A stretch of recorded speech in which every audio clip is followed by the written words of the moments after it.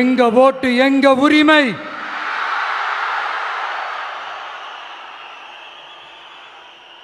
எங்களை யாரும் விலைக்கு வாங்க முடியாது.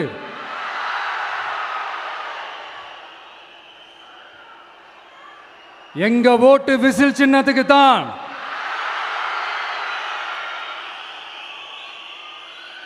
யாரையும் நம்பி ஏமாற மாட்டோம்.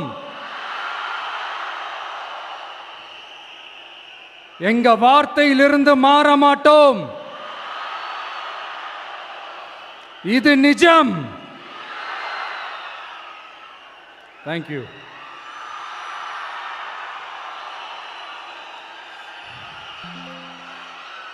ஒரு குட்டி கதையிலிருந்து ஆரம்பிப்போமா?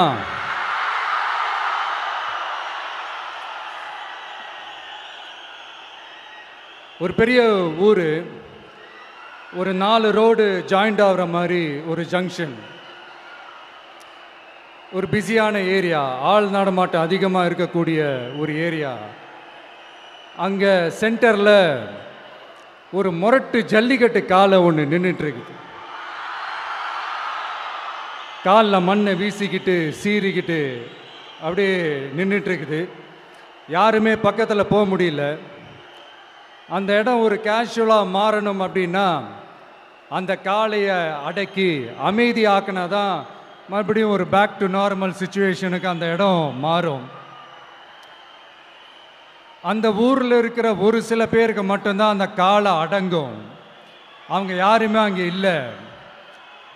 ஆனால் அந்த க்ரௌடில் இருந்த ஒரு சில பேர், ஆல்ரெடி அந்த காளையை அடக்கணவங்களோடு இருந்த ஒரு சில பேர், எங்களுக்கு இல்லாத அனுபவமா? நாங்க பார்க்காத காளையா? நாங்க பார்க்காத மாடா? நாங்க போய் அடக்குறோன்னு சொல்லிட்டு உள்ள போறாங்க. ஒருத்தராலையும் அந்த காளையை தொடக்கூட முடியல. எல்லாரையும் அடிச்சு வீசி தூக்கி போட்டுருச்சு. இப்போ என்னடா பண்றது அப்படின்னு பார்க்கும்போது அந்த கூட்டத்தை விலக்கிட்டு ஒரு சின்ன பையன் ஒரு என்ட்ரி ஒன்று கொடுக்குறான். உங்களுக்கு தான் தெரியும்ல, டேய் எங்களாலே முடியல, நீ எல்லாம் என்னத்தை போய் கிழிக்க போற? எங்களுக்கு அவ்வளோ அனுபவம் இருக்குது, நாங்களே அடிபட்டு ஓரமாக படுத்து கிடக்கிறோம். இவன் விளையாட்டுத்தனமாக ஏதோ பண்ணிட்டு கிடக்கிறான். பாவம் அந்த காளைகிட்ட போய் அடிபட்டு சாவ போகிறான். பச்சா பையன், அந்த பையன், இந்த பையன், அண்டர் எஸ்டிமேட் பண்ணுறது, ஏளனமாக பேசுறது, இப்படி ஒரு பக்கம். இன்னொரு பக்கம் பரிதாபப்பட்டு, ஐயோ பாவமே, இப்படி தனியாக போய் மாட்டிக்கிட்டானே அந்த காளைகிட்ட, என்ன பண்ண போகிறானோ அப்படின்ட்டு ஒரு பக்கம் பரிதாபப்பட்டு பேசுகிறாங்க. அந்த சின்ன பையன் எதுவுமே காதலையே போட்டுக்காம 2 பாக்கெட்லையும் கையை விட்டுக்கிட்டு ஸ்டைலா கெத்தா தில்லா அப்படியே உள்ள போகிறான். ஒரு ஸ்டெப் எடுத்து வைக்கிறான், அந்த காலை அப்படியே சீறிக்கிட்டே நின்றுட்டு இருக்குது. இன்னொரு ஸ்டெப் எடுத்து வைக்கிறான், காலை அப்படியே சீறிக்கிட்டே முன்னாடி வருது. மக்கள் எல்லாரும் பதட்டத்தோடு அப்படியே பார்த்துட்டு இருக்கிறாங்க. இன்னொரு ஸ்டெப் எடுத்து வைக்கிறான், காலை அப்படியே முட்டை வரும்போது பாக்கெட்டுக்குள்ள மறைச்சி வச்சிருந்த 2 புல்லுக்கட்டு அதை அந்த காளை கிட்ட காட்டுறான். காளை அப்படியே சடனாக வந்து நின்று அது மூடெல்லாம் மாறி அந்த புல்லுக்கட்டை சாப்பிட ஆரம்பிச்சிருச்சு. அந்த சின்ன பையனும் அந்த காளையை அப்படியே தடவிக்கிட்டு வரான். காளையும் பக்கத்தில் ஒரு குழந்தை மாதிரி நடந்து வந்துக்கிட்டு வருது. பக்கத்தில் இருந்த ஒரு வயல்வெளியில் அந்த காளையை மேய விட்டுட்டு வரான். மக்கள் எல்லாரும் அந்த பையனை ஆச்சரியமாக பார்க்குறாங்க. அந்த அடிபட்டு கிடந்த அந்த அனுபவசாலிங்க தலையை தொங்க போட்டு நின்றுட்டு இருக்கிறாங்க. ஏன்னா பேசின பேச்சு அப்படி. வாய் இருக்குன்றதுக்காக நக்கலுமா நையாண்டியுமா நச நச நச நசன் ஒரே பேச்சு.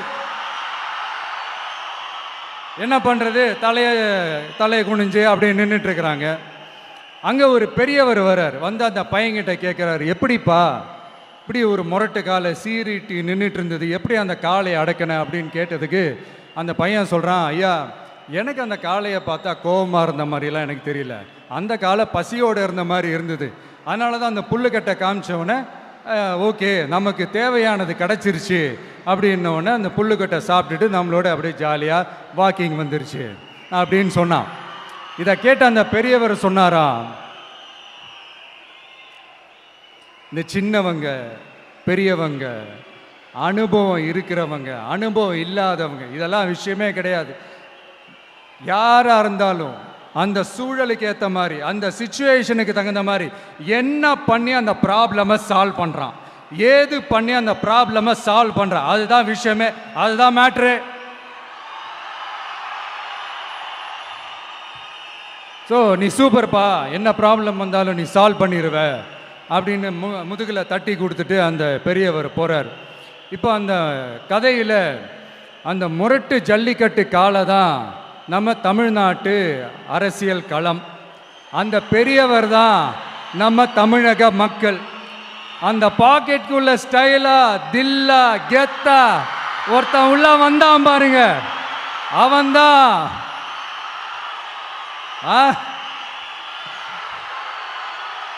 நான் இல்லைங்க, நான் இல்லை, நான் நீங்க நாம எல்லாருமா சேர்ந்து மாபெரும் மக்கள் சக்தியா இருக்கக்கூடிய நம்ம டிவிக்கு, அதுதான் அந்த சின்ன பையன்.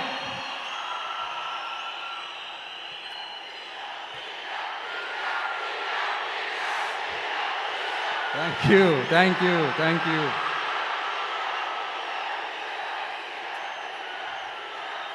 மக்களை நேசிக்கிற ஒரு நல்ல தலைமை இல்லாததுனால இத்தனை வருஷமா வேற வழி இல்லாம ஸ்டாலின் சார் கொடுத்த அந்த பொய்யான வாக்குறுதிகள் எல்லாத்தையும் நம்பி ஏமாந்த நம்ம மக்களுக்கு சரியான நேரத்தில் ஒரு வெகுஜன மக்கள் இயக்கமா வந்தது தான் நம்ம டிவிக்கு. அந்த முரட்டு ஜல்லிக்கட்டு கால கதை ஏன் சொன்னோம், எதுக்கு சொன்னோம், யார் யாருக்கெல்லாம் சொன்னோங்கிறது புரிய வேண்டியவங்களுக்கு புரியும்னு நினைக்கிறேன்.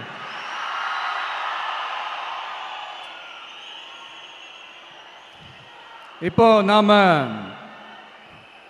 ஒவ்வொரு வீட்டில் உயிரா உணர்வா இருக்கிறோம். ஆனால் நான் உங்கள் எல்லாரையும் நேரில் சந்திக்கணும், நீங்கள் இருக்கிற ஊருக்கே உங்களை சந்திக்கணும் அப்படின்றது தான் எனக்கு மனசில் இருக்கிற ஒரு பெரிய ஆசை. ஆனால் அந்த சிச்சுவேஷன் ஒரு எதிர்கட்சியாக இருந்து கேள்வி கேட்டுட்டு இருக்கிற இந்த நேரத்தில் நமக்கு எதிராக என்ன சூழ்ச்சிகள்லாம் நடக்குதுன்றது உங்கள் எல்லாருக்குமே நல்லா தெரியும். அதனால் இப்போ உங்களுக்கு ஒரு வாக்குறுதியை கொடுக்குறேன். நம்மளுடைய ஆட்சி அமைஞ்சதும் ஒவ்வொரு கிராமத்துக்கும் நான் நேரடியா வந்து என்னுடைய சொந்தங்களாகிய உங்க எல்லாரையும் நான் சந்திக்கிறேன்.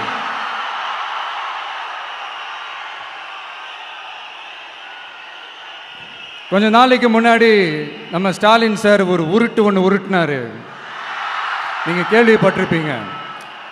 இப்போ வரப்போற எலெக்ஷன் எதுக்கான எலெக்ஷன்? நம்ம சட்டமன்ற தமிழ்நாடு சட்டசபைக்கான ஒரு தேர்தல் இல்லையா? இதே தமிழ்நாட்டுக்கும் டெல்லிக்குமான ஒரு எலெக்ஷன் அப்படின்னு சொல்கிறாங்க. இன்னும் கொஞ்சம் மேலே போய் தமிழ்நாட்டுக்கும் என்டிஏவுக்குமான ஒரு எலெக்ஷன் அப்படின்னு சொல்கிறாங்க. என்ன சார், டெல்லியில் ஏதாவது நிற்க போகிறீங்களா? அப்புறம் ஏன் தமிழ்நாட்டுக்கும் டெல்லிக்குமான ஒரு எலெக்ஷன் சொல்கிறீங்க? அப்புறம் இது ஏதாவது பார்லிமெண்ட் எலெக்ஷனா, பிரதமர் பதவிக்கு ஏதாவது போட்டி போடுறீங்களா? அப்புறம் ஏன் அதை தமிழ்நாட்டுக்கும் என்டிஏவுக்குமான ஒரு எலெக்ஷன் சொல்கிறீங்க? எங்களுக்கு புரியலையே சார், இது என்ன லாஜிக்னு எங்களுக்கு புரியலையே. எந்த எலெக்ஷனை எப்படி டீல் பண்ணணும், எப்படி ஹேண்டில் பண்ணணுன்றது நம்ம தமிழ்நாட்டு மக்களுக்கு தெளிவாக தெரியும். நம்ம தமிழ்நாட்டு மக்கள் மாதிரி ஒரு தெளிவான மக்களை நீங்கள் பார்க்கவே முடியாது. சூப்பர் கிளாரிட்டியோட சூப்பர் மக்கள் சார் நம்ம மக்கள். இந்த போருக்கு போகிறதுக்கு முன்னாடி தான் இந்த படை பரிவாரங்களோட போவாங்கன்னு கேள்விப்பட்டிருக்கிறேன். ஆனால் நீங்கள் என்னடானா இந்த ஒன்றுத்துக்கும் உதவாத இந்த பால் டப்பாவை உருட்டிக்கிட்டு இருக்கீங்களே சார். உண்மையிலே இந்த எலெக்ஷன் எதுக்கான எலெக்ஷன் சொல்லட்டுமா? தமிழ்நாட்டு மக்களுக்கும் ஊழலுக்கும் நடக்கிற போர், தமிழ்நாட்டு மக்களுக்கும் லஞ்சத்துக்கும் நடக்கிற போர், தமிழ்நாட்டு மக்களுக்கும் இந்த நிர்வாகத்தை சரியா செய்யாத இந்த திமுக அரசுக்கும் நடக்கிற போர், அதாவது தமிழ்நாட்டு மக்களுக்கும் உங்க ஆட்சிக்கும் நடக்கிற போர், தமிழ்நாட்டு மக்களுக்கும் ஸ்டாலின் சாருக்கும் நடக்கிற போர். இன்னும் சுருக்கமா சொல்லணும்னா, விஜய்க்கும் ஸ்டாலின் சாருக்கும் நடக்கிற போர்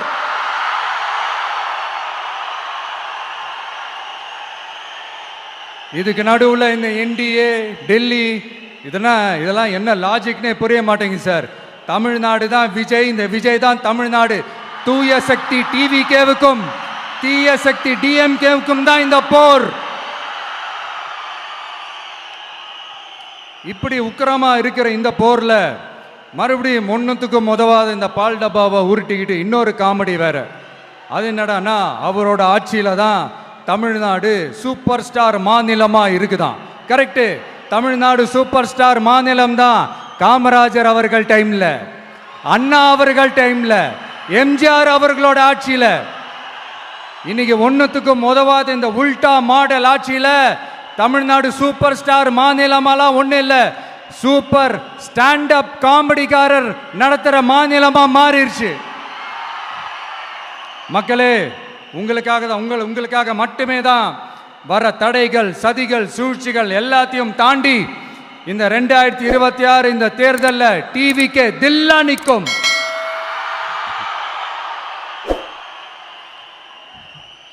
இதுவரைக்கும் நடந்த எலெக்ஷன் வேற, இப்ப நடக்க போற எலெக்ஷன் வேற.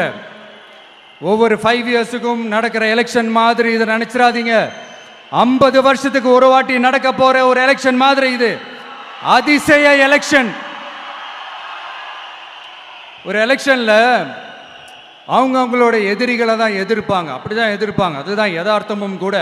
ஆனா இந்த எலெக்ஷன்ல தான் ஒட்டுமொத்தமா எல்லாருமா சேர்ந்து ஒருத்தனை எதிர்க்கிறாங்க. ஒட்டுமொத்தமா எல்லாருமா சேர்ந்து இந்த விஜயை எதிர்க்கிறாங்க. ஏன்னா இந்த விஜய் ஊழலை எதிர்க்கிறான், லஞ்சத்தை எதிர்க்கிறான், மக்களோட மக்களா நிக்கிறான். அந்த மக்கள் அவன் கூட நிக்கிறாங்க. அந்த காண்டு எப்படி, அந்த காண்டு தான் ஒட்டுமொத்தமா எல்லாருமா சேர்ந்து ஒருத்தனை எதிர்க்க காரணம். நீங்க எப்படி வேணா எதிர்த்துக்கங்க, ஆனா போட்டி 2 பேருக்கு நடுவுல தான். ஒண்ணு இன்னொன்னு. இந்த எலெக்ஷன் டேல மேக்சிமம் என்ன பண்ணுவீங்க? போவீங்க, ஓட்டு போடுவீங்க, வருவீங்க, அவ்வளவுதான் உங்களுடைய பார்ட்டிசிபேஷன். ஆனா இந்த எலெக்ஷன்ல நீங்க பங்கெடுத்துக்க போறீங்க. எஸ், உங்க வீட்டில் இருக்கிற ஒரு விஜய் தான், உங்க வீட்டில் இருக்கிற ஒரு விஜய் தான் வேட்பாளரா நிக்க போறாங்க. உங்க வீட்டில் நிக்கிற ஒரு வேட்பாளர்னா அப்போ உங்க வீட்டில் இருக்கிற மற்றவங்க எல்லாருமே வாக்காளர்கள் தானே.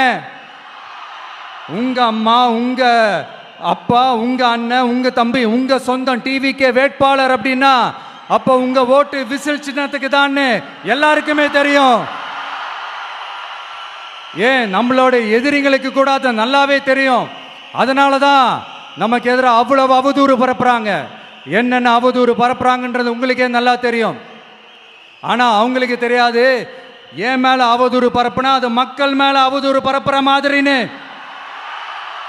எனக்கு அரசியல் தெரியலன்னு சொன்னா அது மக்களுக்கு அரசியல் தெரியலன்னு சொல்ற மாதிரின்னு. என்ன அசிங்கமா பேசினா அது மக்கள் அசிங்கமா பேசுற மாதிரின்னு. எனக்கு எதிராக செய்யற ஒவ்வொரு செயலும் அது மக்களுக்கு எதிராக செய்யற செயல் அவங்களுக்கு தெரியாம போச்சு. இந்த விஜயும் மக்களும் வேறு வேறு இல்லை. இந்த விஜயும் மக்களும் ரத்தமும் சதையும் மாறி, உடலும் உயிரும் மாறி, ஒன்னிலிருந்து ஒண்ண பிரிக்கவே முடியாது. எஸ், சென்சிட்டிவான சென்டிமெண்ட், அது சென்சிட்டிவான சென்டிமெண்ட்.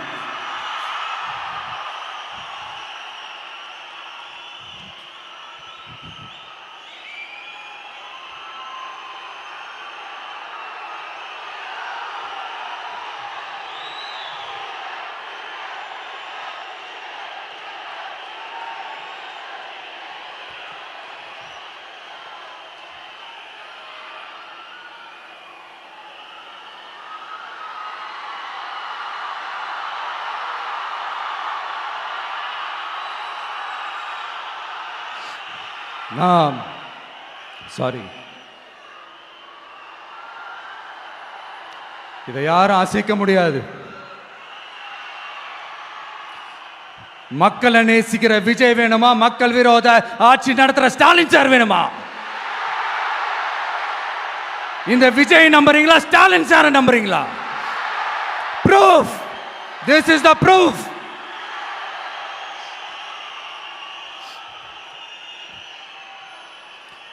இந்த தீய சக்தி, ஊழல் சக்தி, இதெல்லாம் ஏன் சொல்றோம், எதுக்கு சொல்றோம், யாரை சொல்றோன்றதெல்லாம் மக்களுக்கு தெளிவாக தெரியும்.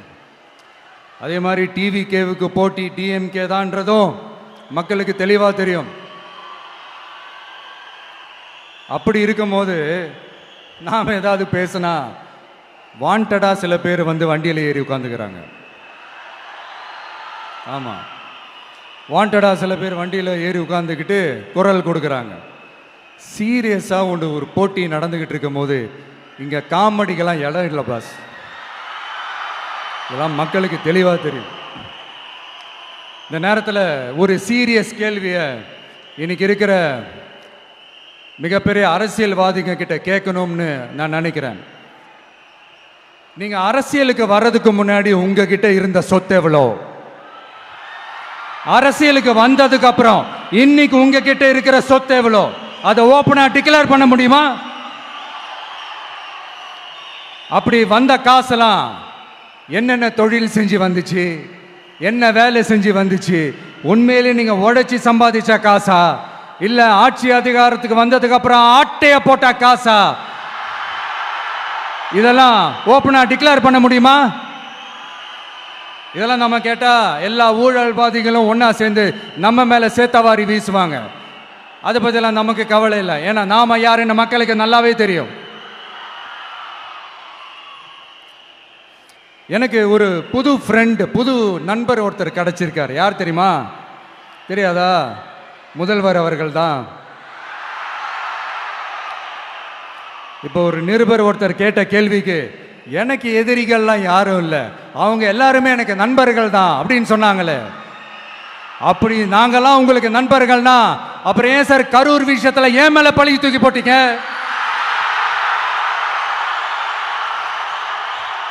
உங்களுக்கு மனசாட்சின்னு ஒண்ணு இருந்தா அப்படி பேசிருப்பீங்களா?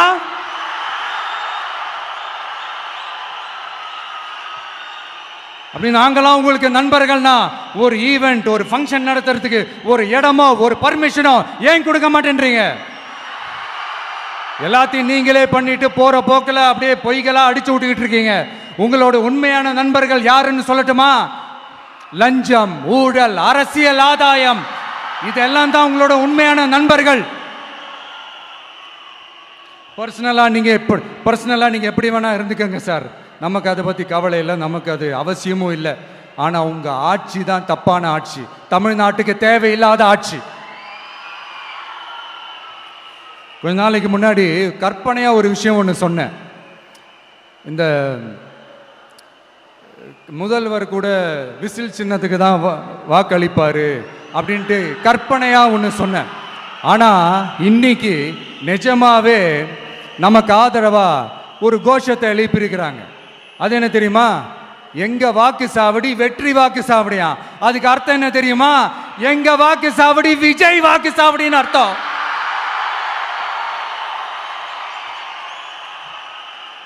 அது சரி, மக்களோட இந்த ஆதரவை பார்த்துட்டு அவர் அறியாமலே எப்படி பேசிட்டாரு என்னமோ தெரியல. 50 வருஷம் எக்ஸ்பீரியன்ஸ் அரசியல்ல, உண்மை என்னன்னு ஒத்துக்கிட்டு தானே ஆகணும்.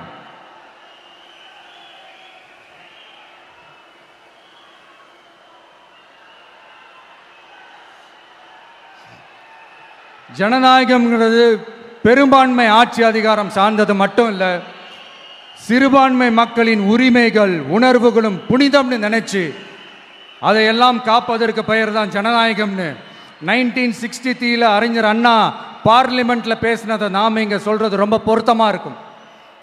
அறிஞர் அண்ணா சொன்னது தான் டிவிகேவோட நிலைப்பாடும். இந்த ஸ்டாண்ட்ல நாம 100% உறுதியா இருப்போம். யாருக்காகவும் எதுக்காகவும் இதுல சமரசமே கிடையாது. மதச்சார்பற்ற சமூக நீதி தன்மை தான் நம்ம அடிப்படை கொள்கைகள் ஒன்று, அதில் எந்த மாற்றமும் எப்பவும் கிடையாது. ஆனால் இதெல்லாம் மறந்துட்டு எப்படியாவது எதையாவது செஞ்சு ஓட்டு வாங்குறதுக்காகவே இங்கே சில பேர் இருக்கிறாங்க. அவங்கள மாதிரி நமக்கு அப்படி சில பிரச்சனைகள்ல எரியற நெருப்புல எண்ணெயை ஊத்துற எண்ணமே இல்லை.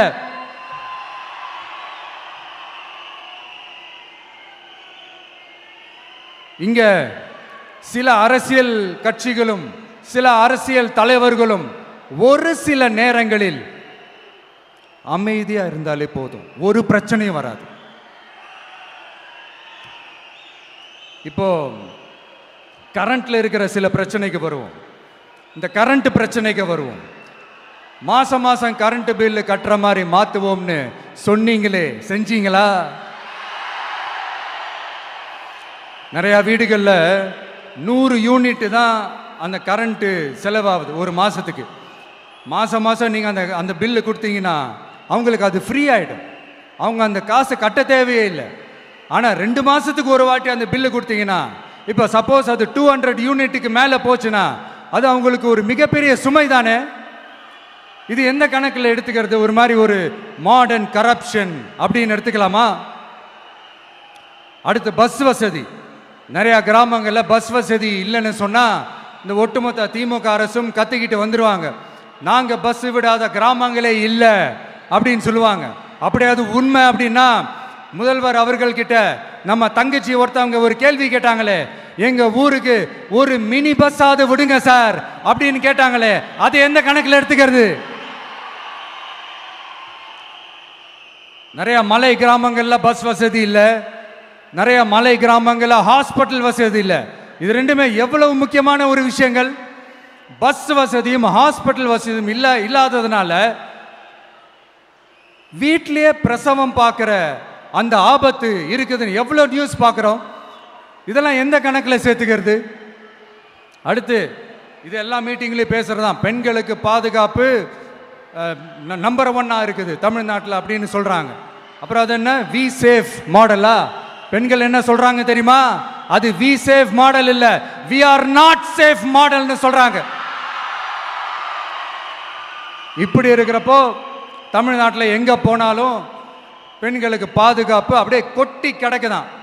இப்படி சொன்னா எப்படி சார்? கேட்கறவங்களாம் என்ன கேசரி சாப்பிட்றாங்கன்னு நினைச்சிங்களா?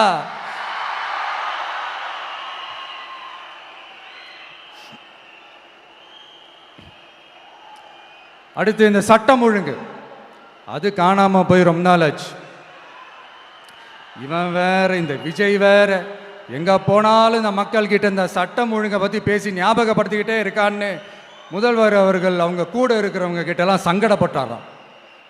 நாம் என்ன பண்ணுறது? நாம தான் தமிழ்நாட்டோட விசில் ப்ளோயர் ஆச்சே. நாம் எப்படி சைலண்டாக இருக்க முடியும்? நாமளும் கேள்வியாக கேட்குறோம், ஆனால் பதிலெலாம் வந்த மாதிரியே தெரியல. இருந்தால் தானே வர்றதுக்கு, வச்சுக்கிட்டா வஞ்சனை பண்ணுறாரு. 5 வருஷமாக பதிலே சொல்லாமல் அப்படியே கடந்து வந்துட்டாரு. ஆனால் இனிமேல் அப்படிலாம் இருக்க முடியாது, பதில் சொல்லி ஆகணும். மக்களே, இந்த தீய சக்தி, இந்த அட்ராசிட்டியை ஒரு எண்டு கார்டு போடணும் அப்படின்னா அவங்கள சுவிட்ச் ஆஃப் பண்ணுறது தான் ஒரே சொல்யூஷன். அதுக்கான ரிமோட்டு தான் வரப்போகிற எலெக்ஷன். அந்த ரிமோட்டில் நீங்கள் அழுத்த வேண்டியது ஒரே ஒரு ஆப்ஷன், அதுதான் நம்ம விசில் சின்னத்தோட பட்டன். இத 4 விஷயத்தை நீங்க செஞ்சாலே போதும்.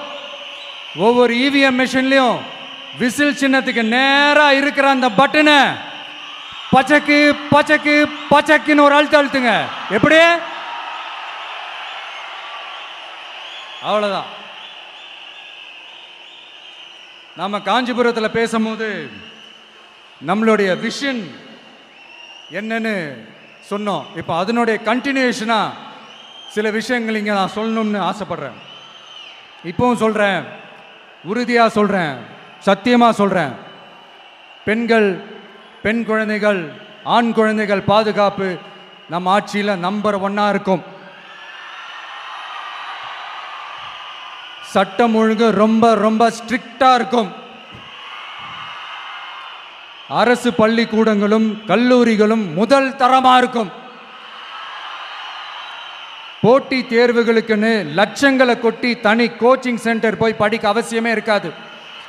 ஏன்னா கவர்மெண்ட் ஸ்கூல், காலேஜ் சிலபஸே போட்டித் தேர்வுகளை ஈஸியாக சந்திக்கிற வகையில் அந்த ஸ்டாண்டர்டுக்கு ஏற்ற மாதிரி அமைக்கப்படும். உயர்நிலை பள்ளி பாடத்திட்டங்களிலேயே அடிப்படை அரசியல் சாசன சட்டம் சேர்க்கப்படும். மாநில மற்றும் ஒன்றிய அரசு அலுவலகங்கள், வங்கிகளின் செயல்பாடுகள் மற்றும் அவற்றை அணுகும் முறை குறித்து மாணவர்களுக்கு தெளிவான புரிதலை ஏற்படுத்தும் வகையில் தேர்வுகள் அற்ற செயல்முறை பாடமாக கற்பிக்கப்படும். இந்தியா முழுக்க உள்ள ஒன்றிய அரசு சார்ந்த கல்வி நிலையங்கள் மற்றும் அதன் சேர்க்கை அட்மிஷன் குறித்து புரிதலும் தெளிவும் மாணவர்களுக்கு உருவாக்கப்படும். அனைத்து அரசு பள்ளிகளிலும் பெண் குழந்தைகளுக்கு சுத்தமான, சுகாதாரமான மற்றும் தரமான கதவுகள் பொருத்தப்பட்ட ரெஸ்ட் ரூம்கள் அமைப்பது உறுதி செய்யப்படும். போதைப் பொருட்கள் இல்லாத தமிழகம் உருவாக்கப்படும். மாவட்ட கலெக்டர்கள் மற்றும் எஸ்பிக்களில் சரி பாதி பெண்களாக இருக்கும்படி செய்வோம். மலை கிராமங்களில் அரசு ஆரம்ப சுகாதார நிலையங்கள் பிரசவம் பார்க்கும் வசதியுடன் அமைக்கப்படும். பஸ் போக்குவரத்து இல்லாத கிராமங்கள் மற்றும் மலை கிராமங்களே இல்லை என்ற நிலை உருவாக்கப்படும். ஏற்கனவே அமைப்பு சாரா தொழிலாளர்கள் அமைப்பு இருந்தாலும் ஆட்டோ, டாக்ஸி மற்றும் லாரி டிரைவர்களுக்கென அவர்களின் நலன்களுக்காகவும் குடும்ப நலன்களுக்காகவும் தனியாக நல வாரியம் அமைக்கப்படும். தென் தமிழகம் உட்பட தமிழகத்தின் தேவையான பகுதிகளில் தொழிற்சாலைகள் அமைக்கவும் தொழில் வளம் பெருக்கவும் தனி கவனம் செலுத்தப்படும். விவசாயிகள், மீனவர்கள் மற்றும் நெசவாளர்களின் கருத்துக்களை அறிந்து அவர்களுக்கான திட்டங்கள் காலத்தின் தேவைக்கேற்ப உருவாக்கப்படும். இப்போ நம்ம ஸ்டாலின் சார் அறிவாலயம் பக்கத்தில் யாரு நடந்து போனாலும், அறிவாலயம் பக்கத்தில் யாரு நிழலுக்கு ஒதுங்கினாலும் கூட்டணியில் சேர்த்துக்கிறார். அந்த வச்சிருக்கிற பணத்தில் ஒரு பங்கு ஒன்று கொடுத்து அதுக்கு பேர் கல்லாப்பெட்டி கூட்டணின்னு வச்சிருக்கிறேன். அந்த கல்லாப்பெட்டி கூட்டணியை ரொம்ப கஷ்டப்பட்டு சேர்த்திருக்கிறார். ஆனால் அவருக்கு நான் சொல்கிறேன், இந்த அறத பழைய கூட்டணி கணக்குகளோ இந்த கொள்ளையடிச்ச பணத்தையே வச்சு எங்கள் மக்களை ஏமாற்றி எல்லாம் ஜெயிக்க முடியாது. ஏன்னா இது மாபெரும் மக்கள் சக்தியான வித்தியாசமான விசில் புரட்சி எலெக்ஷன்.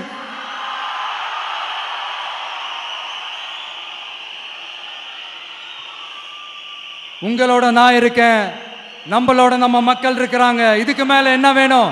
கான்ஃபிடென்ட்டா இருங்க, நல்லதே நடக்கும், வெற்றி நிச்சயம். மீண்டும் சந்திக்கும் வரை நன்றி, வணக்கம்.